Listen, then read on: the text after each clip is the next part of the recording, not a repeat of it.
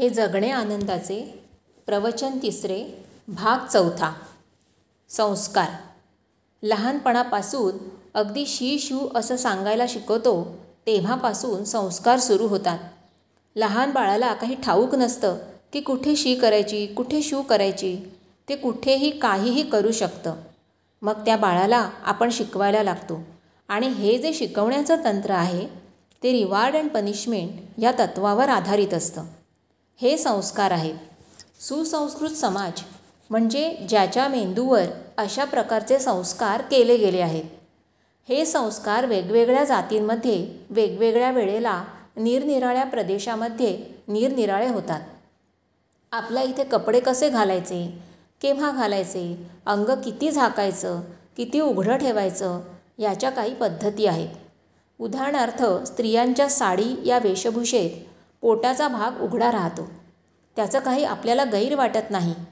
पाश्चात्य राष्ट्रात असं पोट उघडं टाकणारी वेशभूषा नाही. कदाचित सगळंच उघडं टाकत असतील ती गोष्ट वेगळी. तर अशा ज्या काही वागण्या बोलण्याच्या कृतीच्या गोष्टी आहेत त्या या सगळ्या संस्कारांच्या गोष्टी आहेत. चांगलंही काही नाही आणि वाईटही काही नाही. ते मेंदूवरती झालेले संस्कार आहेत आणि हा संस्कारिक मेंदू घेऊन आपण आज जगतो आहोत. स्त्री आणि पुरुष संबंधातले आपल्याकडे नीतीमध्ये जे बसत नाही ते पाश्चिमात्य प्रदेशामध्ये उघडपणे चालू शकतं.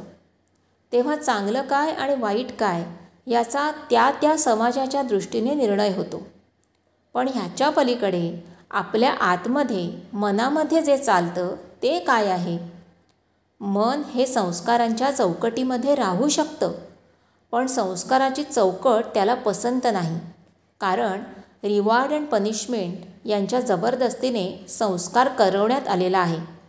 म्हणून ती चौकट बाजूला झाली की सगळं वरती उफाळून येतं. तेवढ्याकरता अतिशय चांगलं वागणारा मुलगा घरामध्ये जोपर्यंत आईवडिलांच्या संरक्षणाखाली आहे किंवा आईवडील पैसे पुरवतात, त्याला स्वतःचं असं उत्पन्न नाही तोपर्यंत सगळं ठीक असतं. पण एकदा त्याला स्वतःचं भरपूर उत्पन्न मिळायला लागलं की त्याला पाहिजे ते तो करू लागतो. कायदा, नीती आणि अध्यात्म. तेव्हा चांगलं आणि वाईट हे सोडून द्या, पण समाजामध्ये नियम पाळून राहावं लागतं. याला म्हणतात नीती, न इती. आता हे समजण्यासाठी आणखी 1-2 शब्द तुम्हाला सांगतो. म्हणजे अध्यात्म, योगासन, विपश्यना यांचं आपल्या जीवनामध्ये काय स्थान आहे हे तुमच्या लक्षात येईल. एक शब्द कायदा, दुसरा शब्द आहे नीती आणि तिसरा शब्द आहे अध्यात्म. कायदा म्हणजे लॉ, नीती म्हणजे लॉ किंवा एथिक्स आणि अध्यात्म म्हणजे स्पिरिच्युअल एक्सप्लोरेशन किंवा इन्क्वायरी. ही तीनही आपल्याला उपलब्ध आहेत. कायदा हा समाजातील निकृष्ट लोकांसाठी म्हणजेच कैदी, दुर्जन यांच्यासाठी केलेला आहे. कायदा काय सांगतो तुम्हाला? जगातल्या कोणत्याही कायद्यामध्ये तुम्ही असं करू नका असं लिहिलेलं नसतं. हत्या करू नका, व्यभिचार करू नका, मादक पदार्थांचं सेवन, चोऱ्या करू नका असं कायद्याच्या पुस्तकात लिहिलेलं नसतंच. कायद्याच्या पुस्तकात असं लिहिलेलं असतं की असं केलं आणि पकडले गेलात आणि कोर्टामध्ये पुराव्यानिशी सिद्ध झालं तर ही अशी अशी शिक्षा होईल. तेव्हा कायदा आणि सुव्यवस्था ही समाजातील निकृष्ट लोकांकरता आहे. हे बंधन कृती करण्यावरती नाही. कायद्याचा वापर केलेली कृती हुडकून काढून सिद्ध करण्यामध्ये आहे आणि सिद्ध नाही झालं तर पूर्णपणे उघड माथ्याने तुम्ही राहू शकता. अशा तऱ्हेचा कायदा कुठल्याही समाजाला बदलू शकलेला नाही. म्हणून समाजामध्ये वाटेल तेवढी वाईट कर्म घडतात, पण आपण काही करू शकत नाही. आपण इथे जे मोराल्स, एथिक्स शिकतो आहोत ते सांगत आहेत की हे करूच नका. पकडले जाण्याचा किंवा सिद्ध होण्याचा प्रश्नच उद्भवणार नाही.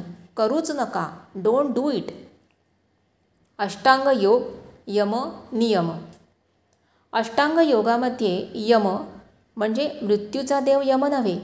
यम या शब्दाचा अर्थ 5 गोष्टींनी सांगितला जातो. तो असा: अहिंसा, सत्य, अस्तेय, ब्रह्मचर्य, अपरिग्रह. अहिंसा म्हणजे हिंसा कुठल्याही प्रकारची करायची नाही. सत्य, खोटं बोलायचं नाही, सत्य बोलायचं. व्यवहारामध्ये, वाणीमध्ये, कृतीमध्ये सत्य सचोटीचा व्यवहार करायचा. अचौर्य, अस्तेय, चोरी मनाने सुद्धा होऊ द्यायची नाही, कृतीने तर करायचीच नाही. ब्रह्मचर्य म्हणजे व्यभिचार करायचा नाही. विवाहित असेल तर स्त्री आणि पुरुष यांचे संबंध त्या चौकटीमध्ये, त्यांच्या व्यतिरिक्त कृती नाही. अपरिग्रह, जरुरीपेक्षा जास्त साठवून ठेवणे ही नीतीच्या दृष्टीने योग्य नाही. हा जो परिग्रह होतो हा अनेक गोष्टींनी होऊ शकतो. परिग्रहाची सुद्धा नशा चढू शकते. माणूस कुठल्याही दृष्टीने म्हणजे पैशाने, ज्ञानाने, शक्तीने श्रीमंत झाला की त्याची नशा चढते. म्हणून काही ठिकाणी अहिंसा, सत्य, अस्तेय, ब्रह्मचर्य, अप्रमाद असं म्हटलं जातं. अपरिग्रहाच्या ऐवजी अप्रमाद. प्रमाद म्हणजे बेहोशी, अप्रमाद म्हणजे जागृत राहणे. विपश्यनेमध्ये हेच शील या अर्थाने शिकवलं जातं. बुद्धांच्या वाणीमध्ये सम्मा वाचो म्हणजे योग्य वाणी हे सांगितलं आहे. सम्माकमंतो म्हणजे योग्य कर्म सांगितलं आहे. आणि सम्मा आजीवो म्हणजे उपजीविकेचं योग्य साधन. आपण जे काही नोकरी धंदा करत असू, ज्यामुळे आपल्याला उत्पन्न मिळतं, ज्या ठिकाणी कृतीचे आणि वाणीचे 4 दोष होऊ नयेत म्हणून आपण प्रयत्नशील राहायचं. व्यवसायामध्ये खोटं नाटक करून, शील सदाचाराचे नियम तोडून व्यवसाय नाही करायचा. सम्यता योगशास्त्र आणि विपश्यना या दोघांमध्ये आहे. हे दोघेही एकसारखे आहेत, कारण दोन्हीही अध्यात्माचे सूत्र आहेत. कायदा सांगतो दुष्कृत्य केलेलं सिद्ध झालं तर शिक्षा होईल. नीती सांगते दुष्कृत्य करू नका. मग अध्यात्म काय सांगतं? दुष्कृत्य मनामध्ये सुद्धा येऊ देऊ नका. हे फार अवघड आहे. म्हणून कैदी, दुर्जन, सामान्यजन, सज्जन इथपर्यंत कायदा आणि नीती येते. साधक हा त्याच्यावरचा आहे. आपण सगळे साधक आहोत. आपण हे शिकायला आलो आहोत की आपलं मन आपोआप कसं काय काम करतं. ते न बघितल्यामुळे मनाच्या स्वतःच्या चालीने तसंच जगण्याची आपल्याला जबरदस्ती झालेली आहे. आपण मनाचे गुलाम आहोत. आपलं मन आतमध्ये ज्या तऱ्हेने संस्कारित झालेलं आहे त्याची आपोआप एक चाल आहे. ते आपोआप तसं करतं. आणि मनामध्ये आलं की त्यावेळेला मनामध्ये जे काही चाललेलं आहे ते बघण्याची क्षमता आपण अजूनही अर्जित नाही केलेली. त्यामुळे त्या मनाकडे केवळ पाहणं, जे काय मनामध्ये उद्भवतं ते बघणं हे सुद्धा न केल्यामुळे मनामध्ये जे होतं ते पटकन कृतीमध्ये उतरतं, नंतर वाणीमध्ये उतरतं. मनामध्ये येणं आणि कृतीमध्ये, वाणीमध्ये उतरणं याच्यामध्ये कुठल्याही तऱ्हेची गॅप नाही. म्हणून मनामध्ये चीड आली की बोलण्यामध्ये व्यक्त होते. मनामध्ये विकार आला की बोलण्यामध्ये, वागण्यामध्ये त्याची व्यक्तरूपं बाहेर पडतात. तेव्हा आपण आता साधक आहोत. हे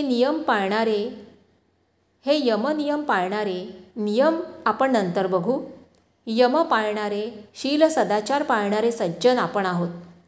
दैनंदिन जीवनामध्ये हे करणं जड जातं. कारण खूप वेळेला असं होतं, सगळं सांगताय हो, सगळं कबूल आहे, पण काही वेळेला खोटं बोलावं लागतं असं समर्थन करतात. म्हणून विपश्यनेच्या साधनेमध्ये 10 दिवसांच्या शिबिराच्या काळात 9 दिवस पूर्णपणे शील पाळाल अशीच वातावरण निर्मिती केलेली असते. 9 दिवस जर तुम्ही शीलवान राहू शकत असाल, तर यमनियम पाळू शकत असाल, तर तुमच्या लक्षात येईल की असं आयुष्यभर आपण जगणं शक्य आहे, अवघड नाही. मग त्यावेळेला वातावरणामुळे आपली अशी पात्रता निर्माण होते की आपल्या मनाकडे आपण बघू शकू. रोजच्या जीवनामध्ये सारखं शील जर सुटत असेल, काहीतरी खोटं बोलावं लागलं, कुणावर तरी ओरडावं लागलं, जे करायला नको ते केलं गेलं, अशा वेळेला तुम्हाला सांगितलं की डोळे मिटून शांत बसा, तर डोळे मिटून शांत बसल्यावरती आतमध्ये इतकं वादळ निर्माण होतं की कोण बघणार आणि कुठे बघणार. पण 9 दिवस अशा वातावरणामध्ये तुम्हाला जर राहता आलं की जिथे तुमच्याशी कोणी वाईट वागतच नाही आणि कोणाशी तुम्ही वाईट वागत नाही, तुमच्याशी कोणी वाकडं तिकडं बोलत नाही, 1 दिवस 2 दिवस 3 दिवस वाकडं बोललो नाही, वाकडं केलं नाही, तेव्हा आजच्या दिवसाचा 2 दिवसांचा 3 दिवसांचा कुठलाही नवीन मळ आपल्या मेंदूवरती नाही.